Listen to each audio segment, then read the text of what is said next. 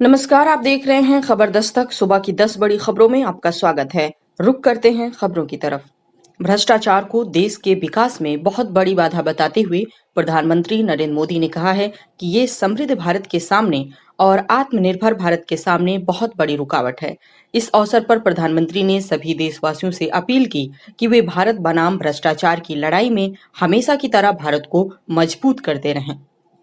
शराबियों की बल्ले बल्ले। उत्तर प्रदेश के आबकारी आयुक्त कार्यालय ने एक प्रेस रिलीज जारी कर बताया है कि राज्य में कंटेनमेंट जोन के बाहर शराब की सभी दुकानें अब सुबह 10 बजे से रात 10 बजे तक खुली रहेंगी।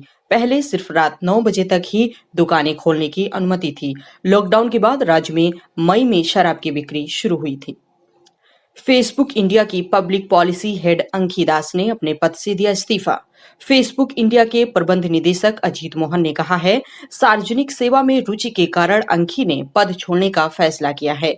वो भारत में हमारे शुरुआती कर्मचारियों में से एक थीं। उन्होंने पिछले 9 वर्षों में कंपनी के विकास में महत्वपूर्ण भूमिका निभाई। पवन मुंजाल के नेतृत्व वाली हीरो मोटोकॉर्प्स ने हार्ले डेविडसन के साथ वितरण सौदे पर हस्ताक्षर किए हैं, जो इसे भारत में हार्ले डेविडसन की बाइक बेचने और उनकी सर्विस की अनुमति देगा।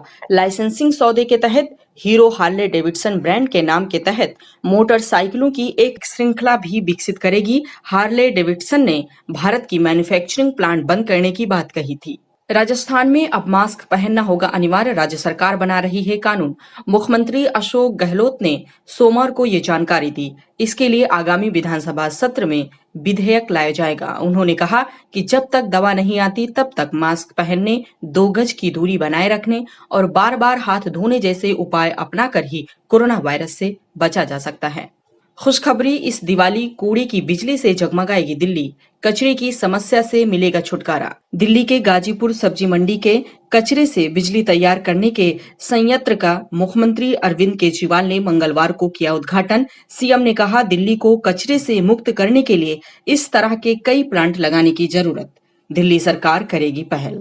रिया चक्रवर्ती ने हाईकोर्ट से की अपील। सुशांत सिंह राजपूत की बहनों की याचिका को किया जाए खारिज।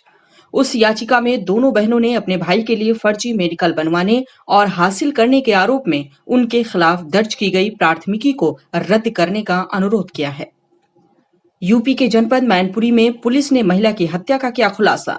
शादी के लिए ना कहने पर मामा भांजे ने दिया वारदात को अंजाम।